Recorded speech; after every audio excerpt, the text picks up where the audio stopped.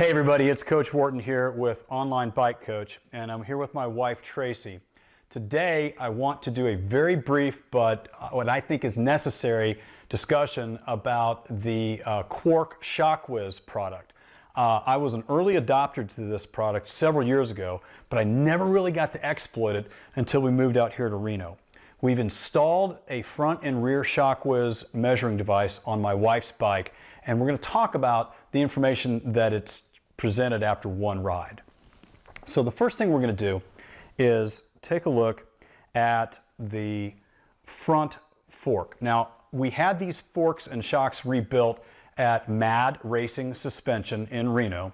Mike was great. He set us up, and he also told us that, you know, we really don't need 2 hours to study these things. We need more like 20. So I took an older iPhone along with a newer iPhone, and we're plugging the information in, and we live right up next to some Forest Service areas where we can get lots of different terrain, and so we're going to be making the adjustments and based on these recommendations every single time we go outside, and we're going to do that again and again until we get scores that are higher, and hopefully we'll work with Tracy's riding style, basically. So the first thing we want to look at is we did a 2-hour ride together on Sunday afternoon. Here it is Monday, and we trapped data for the front fork, and then we trapped data for the rear shock. Now Tracy's bike is about 7 years old. It's not the most recent, it's not the most advanced, but there's always a way to improve the suspension so that the ride gives us more confidence and helps us ride with more competence. First thing we're going to look at is, based on Tracy's data for this front fork, she got a shock tuning score of 84 points. Her air pressure is currently at 53 or 54 psi, which is, I think, honestly a little bit low. But the confidence interval from the Shockwiz suspension information is right at 100%. So now we're going to press on the word suggestions, and we get a number of rows where we can look at suggestions that'll help improve the tuning of the front fork. The first thing we're going to notice is the baseline air pressure says, okay, all right, well, I said 54 may be a little low. I was wrong. So if we take this and we look inside, it says, notice, any change in air pressure will require you to mark the pressure settings baseline. We can remove air, we can add air, but right now it's green, so no adjustment is needed. I'm pretty excited about that. That gives us a good baseline. That's the first thing we can do inside of some of these forks, is adjust the air pressure up or down. Secondly, it says the air spring ramp is at green, which means it's okay. And so when we look at the air spring, it says, do we remove tokens, bands, volume spacers, or etc. to increase the air spring? Do we add tokens, bands, or volume? Now remember, this is a 2012 fork. This predates some of that token products that were added to increase and decrease volume in these forks. So right now, everything's green, everything is good. But on row 3, it says low speed rebound. We need to slow it down. Low speed rebound. To slow down, we turn the low speed rebound dial in the tortoise plus or slower direction. This will cause the suspension to return slower after compression. It's yellow, and it says we need to add 1 or 2 clicks. So when we get back on the bike prior to our next ride, we're going to add 2 clicks to the low speed rebound. Okay? Now it's giving us information on row 4 of the high speed rebound. The high speed rebound also says that we need to slow it down, so we're going to add 1 or 2 clicks if we can.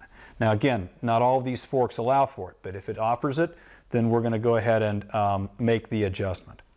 Then on row 5, it says high-speed compression. High-speed compression is green, so we don't need to make any adjustments there. That I'm kind of excited about. Finally, under low speed compression, it again is in yellow, but it says make firmer. And so by making firmer, we need to turn the low speed compression dial in the plus, firm, or climb direction. This makes a gradual suspension compression feel more firm, and that's 1 or 2 clicks. This is something that I know we can do with her Fox fork from 2012, and so we will be making that adjustment. Okay? Finally, if we look at the statistics, it shows that there were no jumps, there was no air time, thank God. We had no length or total air time, but her dynamic sag is about at 24%. Well, again, based on what we've read, we understand that it needs to be between 20 and 30%. So 24% is right smack dab in the optimal zone. And she did have one deep compression event, which means that she bottomed out once. And so going back to the suggestions, I have to wonder if compression and rebound adjustments might keep that from happening too many times. Okay, now let's take the front fork and put it away, and we will look at the rear.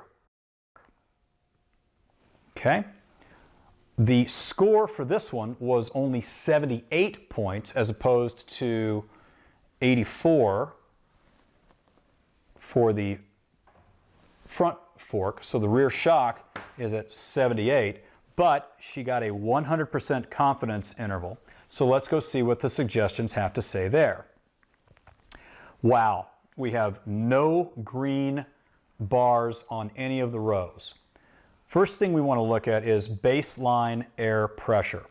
Baseline air pressure is set at yellow, and they want us to add air. So if we look at her air pressure, it reads 73 psi, and so we need to add roughly 5%. Got it? So here we go. So 80, 88 is 10%. So we're going to add 4 psi to the baseline air pressure. That's our first suggestion. Then the air spring ramp says remove spacers. Now, again, this is a 2012 Fox RP23, so I don't know if we're going to be able to do that or not without disassembling it. But I'm hoping that if we make some of the other adjustments to compression and rebound, that we might be able to bring the air spring ramp closer to the green. But as it is right now, it's yellow, and we need to make some adjustments if nothing else works. On row 3, the low speed rebound is also yellow, and it says that we need to slow the rebound down. So what we're going to do is we're going to find it, and we're going to make 1 or 2 clicks of adjustments. You'll see that shortly. High speed rebound is also set to be slowed down, and we need to make 1 or 2 clicks there. Now again, I don't know if we can make that adjustment, but we're going to try. High speed compression is actually set a little bit firm, and it's asking us to make it softer. So what we're going to do is, again, on the compression, we're going to look at the red band, the red dial, and see if we can make any adjustments there, and it's going to be 1 or 2 clicks. Finally, on the low speed compression, it also says that we need to make that softer, and so what we're going to do is make 1 or 2 clicks of adjustment there. By the way, these are Pro Pedal rear shocks, and they've got a lockout, but we have left them open for that purpose. Finally, if we look at the statistics, this is also kind of interesting. We've got dynamic sag set at 54%, which is too much.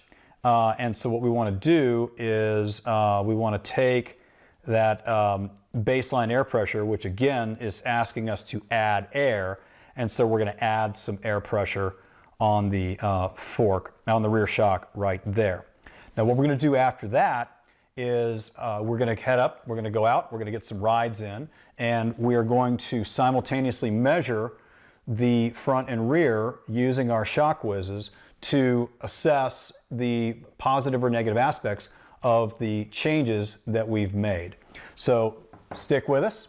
It's going to be a fun adventure, and we'll be providing you with the results of our second ride the next time we have this video presentation. You have any questions? I don't right now. No? No. All right, great. Well, my wife's a great sport. We're going to go for a ride. You want to go for a ride?